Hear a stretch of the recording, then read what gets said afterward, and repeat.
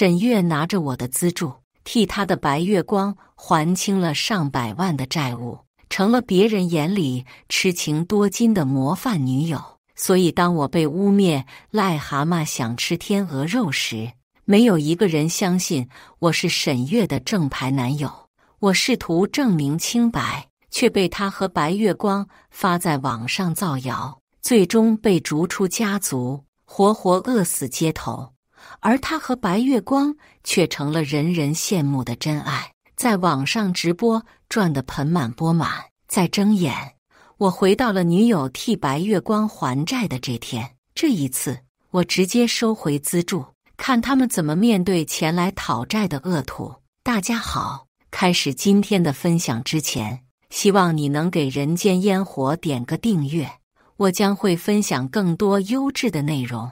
哇，月月，你对顾班长也太好了吧，居然包下整个宴会厅给他庆祝生日。就是啊，听说这次的甜品都是从国外空运过来的，还有那瓶罗曼尼康帝，没有6位数根本拿不下来吧，太让人羡慕了。你们说，月月该不会和顾班长有什么情况吧？顾班长不仅长得帅，还是学霸，也就他才能配得上咱们月月了。沈月听着周围同学的吹捧，嘴角勾起一抹得意的弧度。他享受着众星捧月的感觉，仿佛他天生就该站在高处，接受所有人的仰视。可下一刻，他却目光一转，落在我身上，语气里带着一丝不耐烦：“苏浩，你怎么空着手来的？给顾时安准备的礼物呢？”听到这句熟悉的话，我的心猛地一沉，一股寒意从脚底直窜天灵盖。我这才确定自己真的重生了，我又回到了这个该死的日子。我看着沈月那副理所应当的模样，暗暗攥紧了拳头，指甲深深地嵌进肉里，带来一阵尖锐的疼痛。上一世，沈月根本就没跟我商量过要给顾时安举办生日宴会的事情，所以我自然没有准备礼物。然后沈月就以此为借口，说我不尊重他在乎的人就是不尊重他，跟我大吵一架，提出了分手。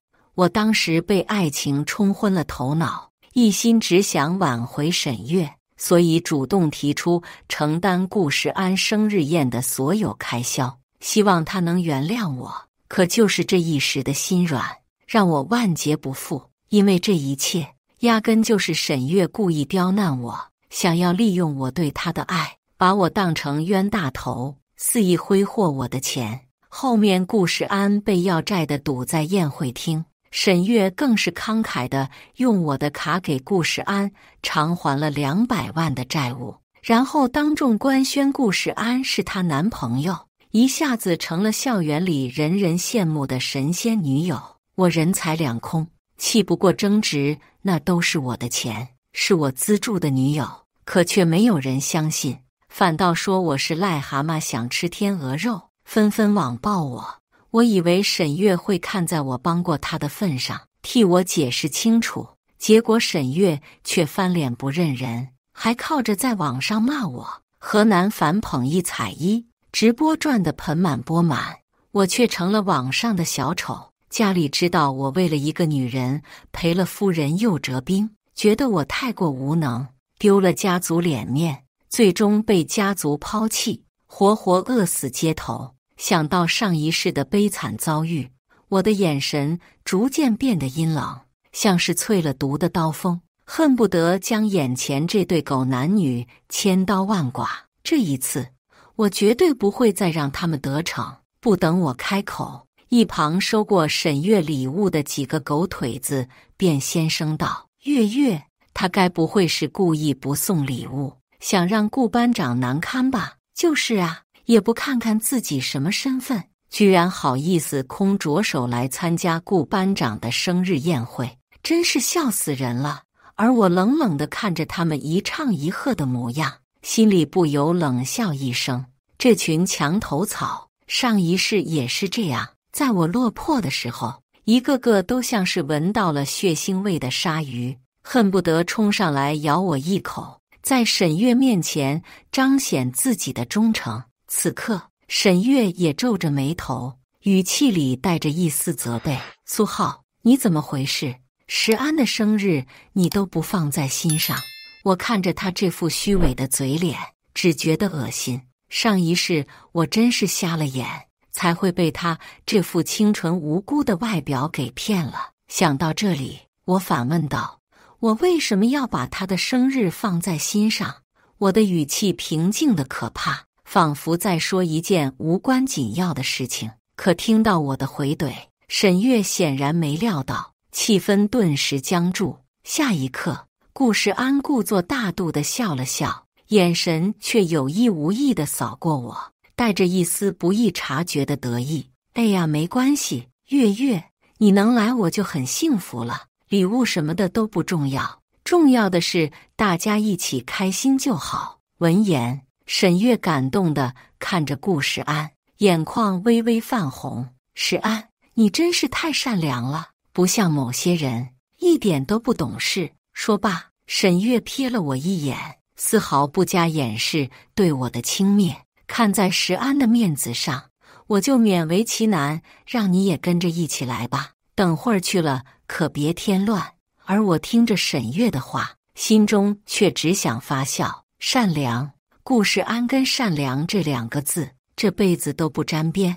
他一直都清楚我和沈月的关系，今天这场讨债就是他提前安排好的，想要利用我和沈月还清他欠下的赌债。他以为我还是以前那个傻子，会被他几句花言巧语就骗得团团转。做梦！这一次，我绝对不会再在沈月身上浪费一分钱。既然他这么喜欢装，喜欢当圣母，就让他自己处理好了。反正卡在我身上，我不去看谁给他出钱擦屁股，等着被乱刀砍死吧。想到这里，我直接冷声拒绝道：“算了吧，沈小姐，你说的对，我这种人还是不去添乱了。”闻言，沈月顿时愣住了，她没想到我居然会真的拒绝。毕竟这次生日宴会，她还等我付钱呢。果不其然，很快沈月脸上的笑容便消失不见，语气也变得尖锐起来：“苏浩，你说什么？大家都是同学，我还不能说你几句了？”闻言，我则是面无表情地看着他，一字一句地说道：“我说我不去了，你应该也不希望我扫了你的兴吧？”沈月气急败坏，但碍于周围还有这么多同学，不好发作，只能嘴硬道：“你不去就不去，谁稀罕你来一样？”看着他叉腰撇过头的模样，我非常清楚，这是沈月惯用的手段。之前他一生气就喜欢冷战拉黑我，之前我太过在乎这段感情，总是一而再再而三选择妥协，却反倒让他心安理得地将我当成了提款机。不过现在嘛，你沈月喜欢发癫冷战，随你的便，关我鸟事。我淡淡地点了点头，转身就走，没有丝毫留恋。眼看我这么不给沈月面子，一众同学也纷纷冷嘲热讽道：“切，真是给脸不要脸，也不看看自己几斤几两。就他这种土狗，不来正好，省得在外面给我们沈小姐丢人现眼。”可看着我转身就要离开，远处的顾时安却傻眼了。毕竟这群人里，就属他最清楚，我才是真正资助沈月的富家少爷。单单靠我每个月资助给沈月的钱，压根就不够他还清那高达200万的债务。上一世生日宴会的时候，突然冲进来一堆手持棍棒的壮汉，拿着刀架在顾时安的脖子上让他还钱。顾时安哭诉都是自己那个赌狗父亲留下的债务，甘愿让讨债的拿走自己的器官偿还债务。而他这么一卖惨，沈月自然是圣母心发作，当场就用分手威胁我，用我的黑卡直接给顾时安偿还了债务。可直到我被这两个人害死后，我才知道顾世安压根没有什么家暴的赌狗父亲，那条赌狗就是他自己。而他之所以处心积虑打造纯情的美强惨人设，就是为了接近沈月，利用我对沈月的感情和资助，偿还自己的债务。现在我这个到嘴边的肉就要跑掉，他自然是不情不愿。果不其然，下一秒，顾世安便挤出一抹老实憨厚的笑容，凑到我身旁，拉着我的手就要往宴会厅的方向走。哎呀，大家都是同学，没必要闹这么僵。来都来了，你可是我最好的兄弟，不来参加我的生日宴怎么行？我听着顾世安这捏着鼻子，不得不装模作样讨好我的模样，不禁心中冷笑一声。那正好，我倒要看看，等下讨债的来了，没钱付时，你脸上又会是什么表情？宴会厅里，水晶灯璀璨夺目，一派纸醉金迷的景象。我站在角落，冷眼旁观着他们在宴会厅中央狂欢，等待着讨债人的出现。果不其然，我们前脚刚踏进宴会厅，后脚就传来一阵嘈杂的脚步声。远处，一群5大3粗的壮汉，手里拎着棍棒，凶神恶煞地闯了进来。宴会厅的大门被粗暴地推开，发出砰的一声巨响。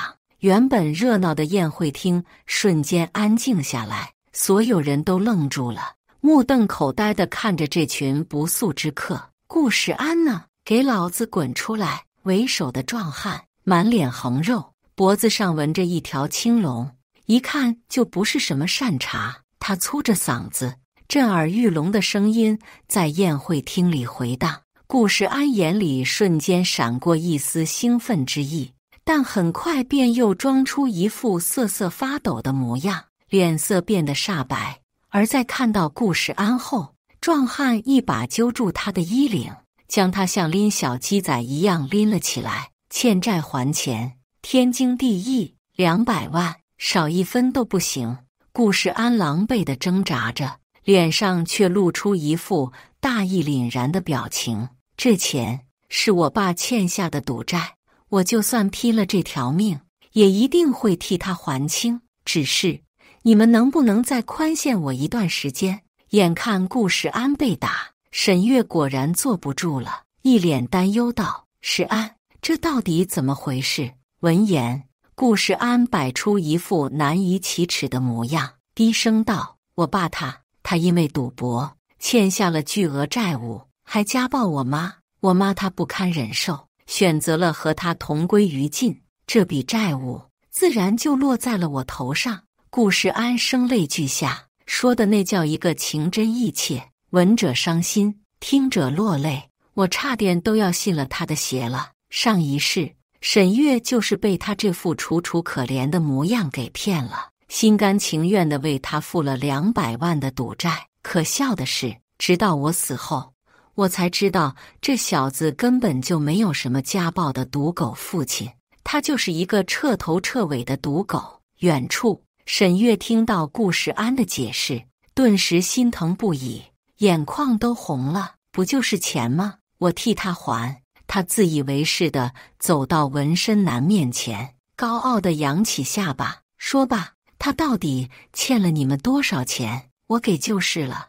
纹身男上下打量了沈月一眼，嗤笑一声：“小妹妹，你怕是还没搞清楚状况吧？200万，你拿得出来吗？200万！”沈月顿时傻眼了。毕竟我每个月虽然都会给他5万块的零花钱，但这4年来，他花钱大手大脚惯了，根本就没有攒钱的习惯，自然是一下子拿不出这么的多钱。纹身男自然也发现了这点，冷声道：“怎么拿不出来？拿不出来就别在这儿装大款。今天这钱要是不还，就别怪我们不客气了。”说着，他身后的几个壮汉就摩拳擦掌，准备动手。等等！顾世安突然大喊一声，大义凛然道：“你们要钱就冲我来，不要为难我的朋友。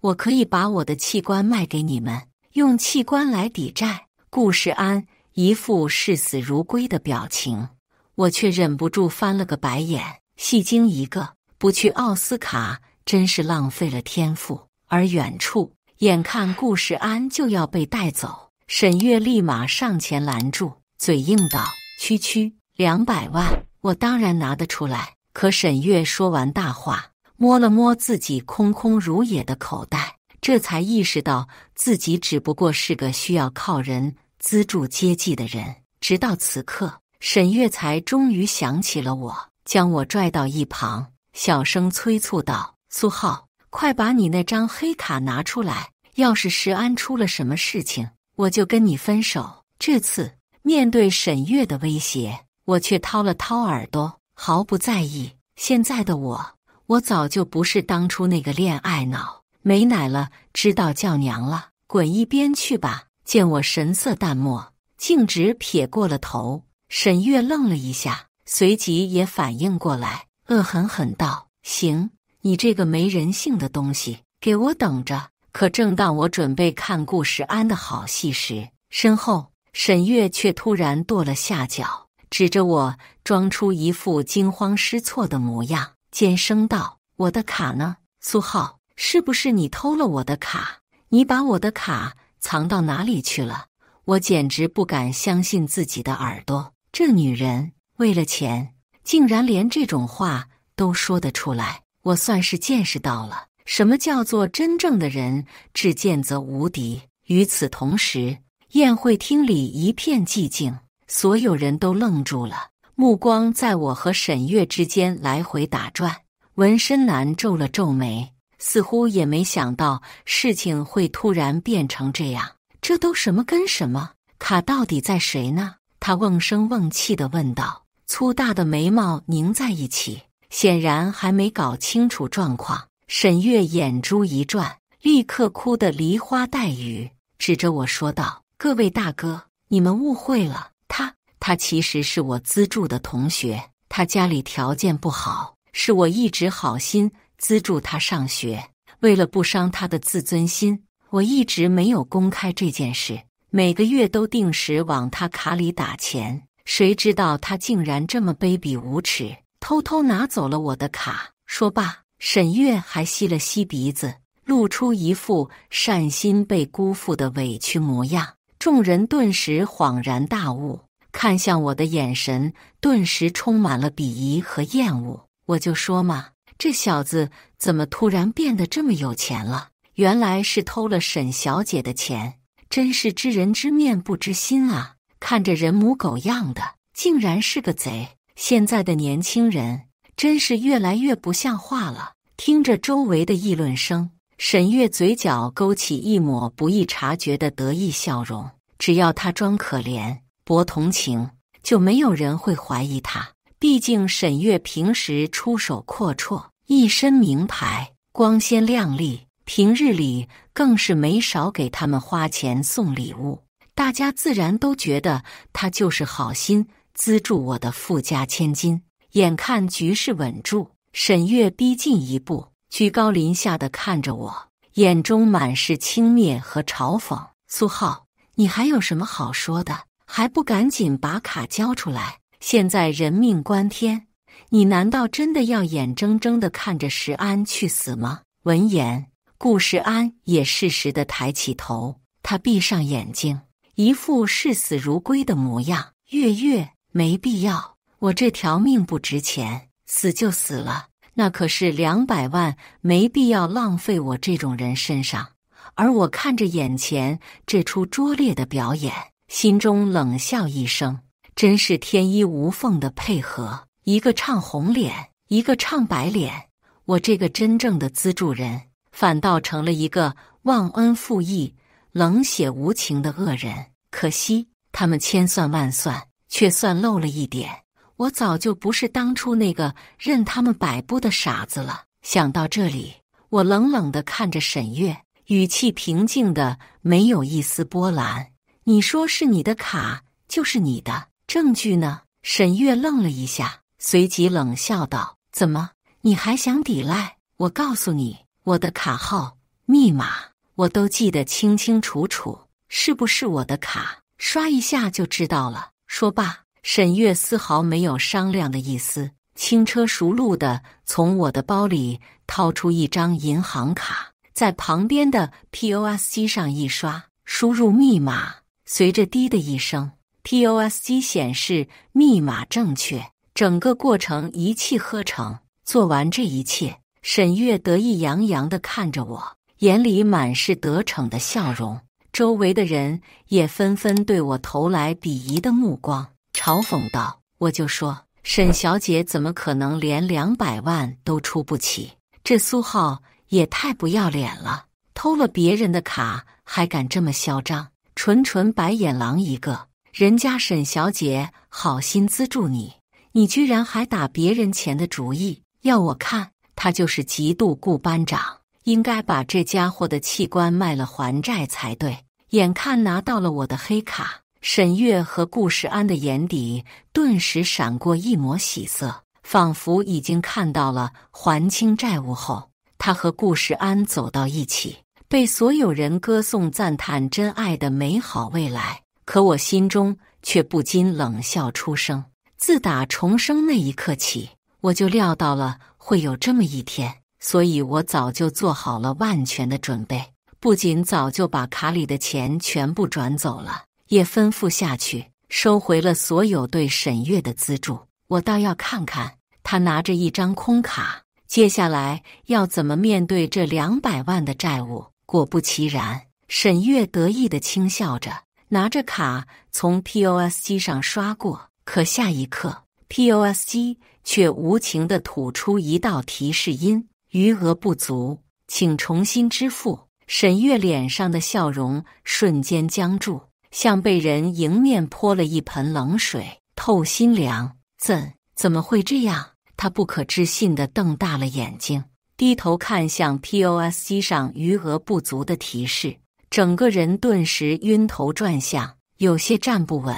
不可能啊，这张卡里明明有200万，我明明昨天才去银行确认过，难道是出故障了？沈月慌了，心跳得厉害，像是要从嗓子眼里蹦出来，却还是不死心的又刷了一次。滴，余额不足。沈月不信邪的又刷了一次又一次，可冰冷的提示音像一把把利刃，狠狠地扎在他的心口，将他最后一丝侥幸击得粉碎。怎么会这样？沈月彻底慌了，脸色惨白，嘴唇颤抖着，却说不出话来。周围的人也开始议论纷纷，看向沈月的眼神充满了怀疑。怎么回事？怎么刷不了？不会是卡里没钱吧？不应该啊，沈小姐可是出了名的富家千金，怎么会连200万都拿不出来呢？一旁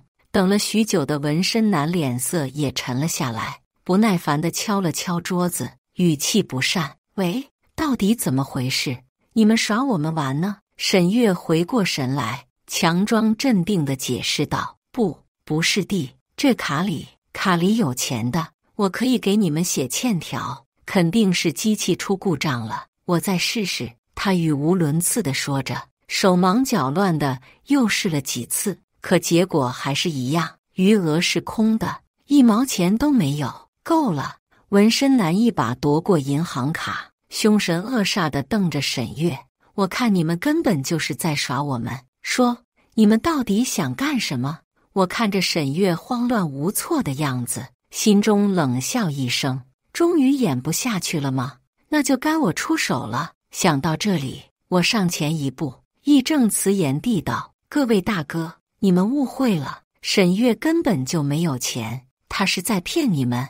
他早就和顾世安串通好了，故意演戏给你们看，目的就是为了拖延时间，然后让警察将你们一网打尽。”闻言，纹身男怒吼一声，一把抓住顾世安的衣领，将他从地上拎了起来。“好啊，我说怎么你小子躲了那么久，今天突然主动约我还债，原来是叫了警察，准备抓老子是吧？”顾世安吓得脸色苍白，瑟瑟发抖，一句话也说不出来。眼看纹身男就要把刀架在顾世安的脖子上，沈月连忙上前解释道：“大哥，你别冲动，我们真的没有骗你们，只是我的钱被人偷了。”闻言，纹身男却冷笑一声：“被人偷了？谁会偷你的钱？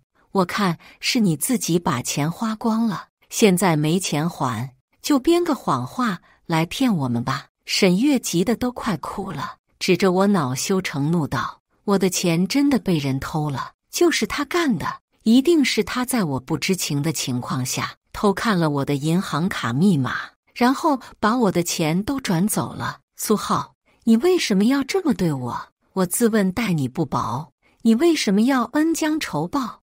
我看着沈月声泪俱下的表演，心中冷笑连连，真是不见棺材不落泪，都到这个时候了，竟然还想把脏水泼到我身上。我冷冷地看着他，一字一句地说道：“沈月，你别演了，你以为你装可怜就能博取同情吗？说我偷走了你的钱，你倒是拿出证据来呀！”不等沈月开口，一旁的几个收过沈月不少东西的狗腿子便一脸不屑道：“还需要什么证据？你一个穷狗，身上的衣服连个牌子都没有，怎么可能有200万的存款？就是沈月身上全都是奢侈品大牌，你也不看看自己什么德行，还好意思说你资助他还你的黑卡？我看你是菌子吃多了，吃出幻觉了吧？”听着几人的嘲讽，我却不由冷笑出声。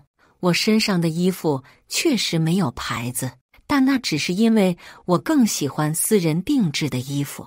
我随即轻蔑一笑，开口道：“说得真好，那就算如你们所说，是沈月资助的我，这次是我偷走了他的钱，那之前的转账记录总有吧？”闻言，沈月脸色一变，嘴硬道：“我给你的都是现金。”我却冷笑一声，随即打开手机，上面清晰地列着我这4年来给沈月的转账记录。“是吗？那我这里有一份银行的流水清单，麻烦大家看下是谁的呀？”我故意停顿了几秒，看着他们，就像在看一群跳梁小丑。所有人都瞪大了眼睛，难以置信地看着我手里的流水账单，仿佛看到了什么不可思议的东西。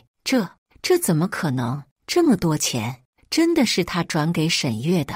难道我们都误会他了？他才是那个一直在默默付出的人。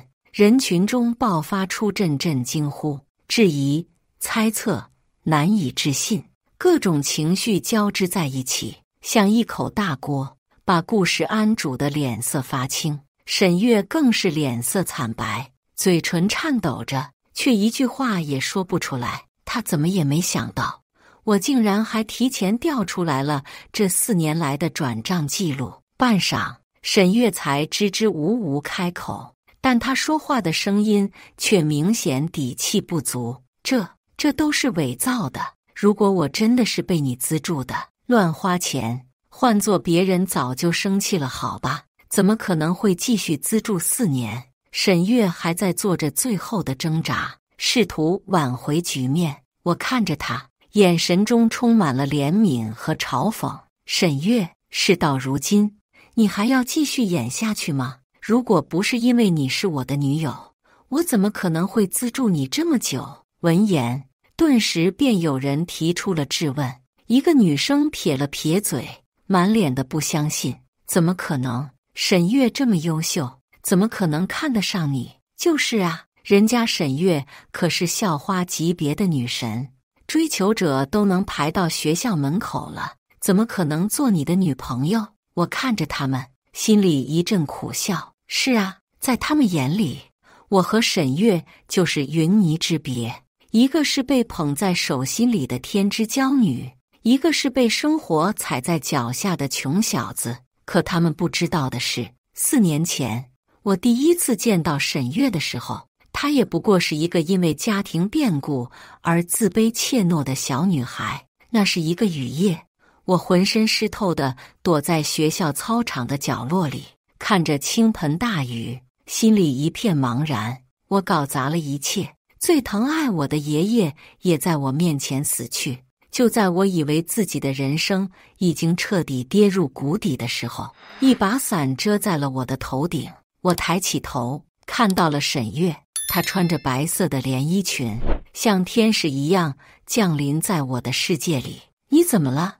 为什么一个人在这里淋雨？她关切地问我。我摇摇头，不想说话。别怕，一切都会好起来的。说罢，她直接扔掉了雨伞，陪我在雨中度过了一整晚，即使一句话也没说。可那一刻，还是为我冰冷的心仿佛被注入了一股暖流。我告诉了他我的遭遇，他静静地听着，眼里充满了同情和心疼。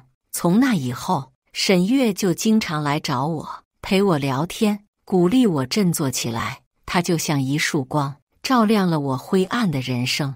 我们一起学习，一起玩耍，一起分享彼此的喜怒哀乐。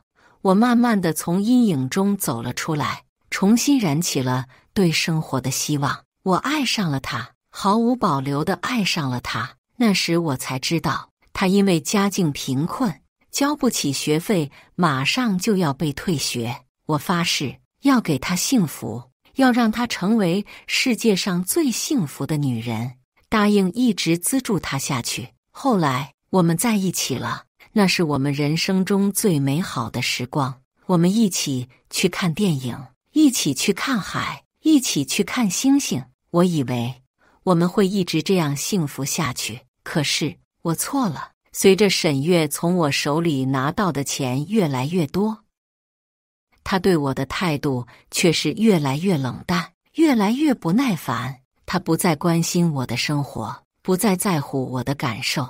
我就像一件可有可无的物品，被他随意丢弃在角落里。只有缺钱的时候才能想起我。想到这里，我看着那些质疑我的同学，自嘲地笑了笑，随即打开了手机里我和沈月4年前刚在一起的合照。很简单，我这里有和沈月的合照。我从相册里打开一张照片，照片上我和沈月紧紧地拥抱在一起，脸上都洋溢着幸福的笑容。那是我们在一起第1个月，沈月主动要求拍下的。照片上的沈月清纯美丽，眼里充满了爱意。那是最初的她，也是我最爱的她。众人看到照片，顿时鸦雀无声。他们怎么也没想到，我真的和沈月是男女朋友。而沈月看到照片，脸色瞬间变得惨白。她怎么也没想到，我竟然还留着这张照片。她想要解释，却不知道该说些什么。沈月，你还要继续装下去吗？我看着她，语气平淡的像个陌生人。可远处的同学却纷纷跳了起来，下巴都快掉地上了。卧槽，真的假的？不会吧，沈月居然和苏浩真的是男女朋友？真是知人知面不知心啊。没想到沈月居然是这样的人，表面上清纯，原来背地里竟然脚踏2条船，真是看走眼了。亏我还把她当女神呢。周围的议论声像尖锐的针一样刺进沈月的耳朵里，她脸上火辣辣的，恨不得找个地缝钻进去。她咬着嘴唇，可怜巴巴地望着我，低声哀求道：苏浩，算我求你，你明明说过会帮我帮到底的。我冷笑一声，眼神冰冷地看着他。帮你？怎么帮？给你转200万，让你去还给别的男人偿还赌债吗？沈月慌了，连忙摆手解释：不是的，苏浩，你听我解释。我打断他，语气里充满了嘲讽：解释？还有什么好解释的？你不是一直不肯承认是我女朋友吗？现在怎么好意思开口求我了？我步步紧逼，语气冰冷刺骨。沈月脸色惨白，嘴唇颤抖着，却一句话也说不出来。沈月，你还要编造谎言到什么时候？你以为我还是4年前那个傻小子，会被你几句花言巧语就骗得团团转吗？你不是之前一直不肯承认是我的女友吗？那正好，不论之前是不是，现在都不是我的女友了，分手吧。沈月。沈月显然愣住了，他大概没想到我真的会在这个时候提出分手。他那双精心描绘过的眼眸瞪得老大，眼角的假睫毛都跟着颤抖起来，活像一只受惊的蝴蝶。你说什么？他不可置信地问道，声音尖锐刺耳，和平时装出来的那副温柔模样判若两人。我说分手。我面无表情地重复了一遍，语气冷得像冰渣子。半晌，沈月却气急败坏地指着我，涂着鲜红指甲油的手指都在发抖。你敢？你碰了我就想一走了之？你必须给我精神损失费！我简直不敢相信自己的耳朵，这女人是疯了吗？精神损失费？你还有脸跟我要钱？4年。我给你花了多少钱？你心里没点数吗？闻言，沈月理直气壮地说道：“那些都是你自愿的，我又没逼你。现在我要跟你分手，你当然要补偿我。”我强忍着怒火，冷笑道：“你要多少？”闻言，沈月却狮子大开口，伸出4根手指在我面前晃了晃。400万，4年，400万，不多吧？我被气笑了。这女人还真敢开口啊！沈月，你真当我苏浩是傻子吗？就算把你卖了，你值这个价吗？沈月气得浑身发抖，指着我半天说不出话来。我冷笑着看着他，眼神里充满了鄙夷。怎么被我说中了？恼羞成怒了？沈月，我当初真是瞎了眼，才会看上你这种女人。闻言，沈月气急败坏地扑上来，想要抓花我的脸。苏浩，你混蛋！我眼疾手快地抓住他的手腕，用力一甩，将他推倒在地。别以为我不敢对你动手！我居高临下地看着他，语气冰冷刺骨。沈月狼狈地坐在地上，头发凌乱，妆容花掉，哪里还有半点往日的风光？苏浩，你给我等着，我不会放过你的！他咬牙切齿地放狠话，眼神怨毒得像一条毒蛇。下一刻，沈月从地上爬起来，拍了拍身上的灰尘，脸上露出一抹阴狠的笑容，从包里掏出一个手机，在我面前晃了晃。这些照片要是被你家人、你的朋友还有你的同事看到了，你说会怎么样？我脸色一变，手机屏幕上赫然是我和沈月的亲密照。这些照片都是我们恋爱期间拍的，当时我对他深信不疑，从未想过有一天这些照片会成为威胁我的工具。我强迫自己冷静下来，问道：“你想怎么样？”沈月得意洋洋地说道，仿佛已经看到了胜利的曙光。很简单，给我400万，我就把这些照片全部删除。我深吸一口气，努力压抑着心头的怒火。好，我给你。沈月眼睛一亮，脸上露出贪婪的笑容。这就对了吗？早这样不就好了吗？他说着，朝我伸出手。钱呢？我从口袋里掏出钱包，却没有拿钱，而是从另一个口袋里掏出一沓账单，扔到沈月面前。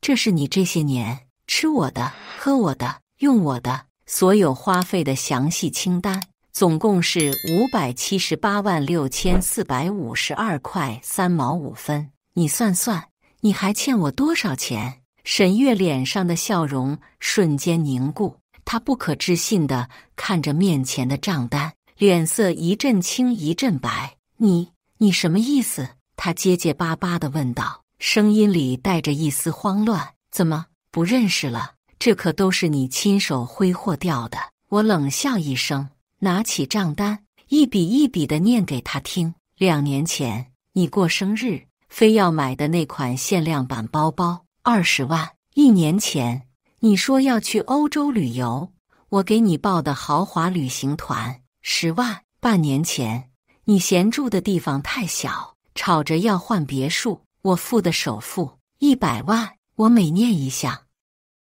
沈月的脸色就白一分，到最后他整个人都像是从水里捞出来的一样，毫无血色。不可能，这不可能！他喃喃自语，眼神空洞，仿佛不敢相信这一切都是真的。怎么不可能？这些可都是有转账记录的。你要是不信，我可以现在就打电话给银行，让他们把付款记录和监控给你调出来。我语气冰冷，不带一丝感情。沈月无力地瘫坐在椅子上，眼神空洞，像是失去了灵魂的木偶。曾经，她是那么的清纯可爱，善解人意。我以为她是我的真命天女，却没想到这一切都只是她的伪装。直到此刻，沈月似乎才意识到自己究竟失去了什么。下一刻，沈月突然跪在我面前，泪流满面。阿七，我错了，我真的错了。我以前都是鬼迷心窍了，才会做出那样的事情。你原谅我好不好？我以后再也不敢了，我会好好补偿你的。求求你，再给我一次机会。她哭得梨花带雨，楚楚可怜。如果是在以前，我或许还会心软，但现在我只觉得恶心。补偿？你拿什么补偿？你以为你是什么东西，也配跟我谈补偿？我居高临下地看着他，语气冰冷刺骨。阿七，我求求你了，我真的不能没有你。沈月苦苦哀求，试图抓住我的裤脚，却被我无情地躲开。别碰我，我嫌脏。意识到自己永远失去了我，沈月只得破罐子破摔，爬向顾世安，卑微道：世安，你会帮我，对不对？我们一起偿还债务，200万很快。可下一刻，顾世安却甩开了他的手，冷笑道：一起偿还债务？有没有搞错？你已经签了欠条，现在你才是欠债的那个，跟我有什么关系？行了，别废话了，赶紧把钱还了，否则就别怪这些人不客气了。顾世安不耐烦地说道，然后转身就走。沈月气得浑身发抖，绝望地哭喊着，却无济于事。顾世安，你不能这样对我，你不能！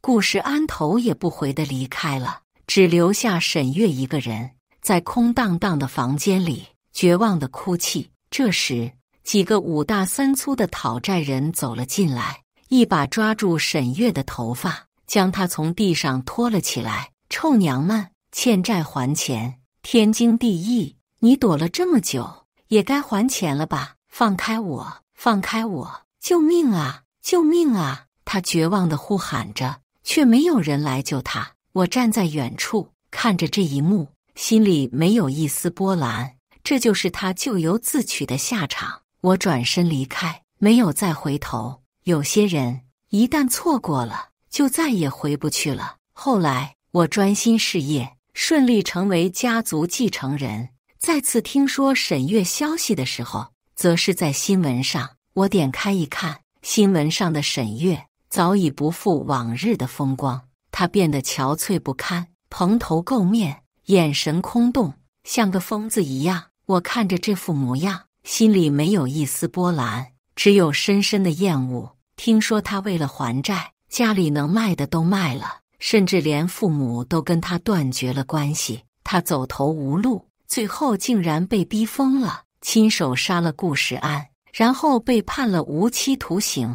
我听到这个消息的时候，只是淡淡一笑。他怎么样，此刻都与我无关了。我放下手机，继续欣赏着窗外的夜景。这座城市灯红酒绿，纸醉金迷，而我终于站在了权力的巅峰，成为人人敬仰的沈总。这一世，我苏浩终于活成了自己想要的样子。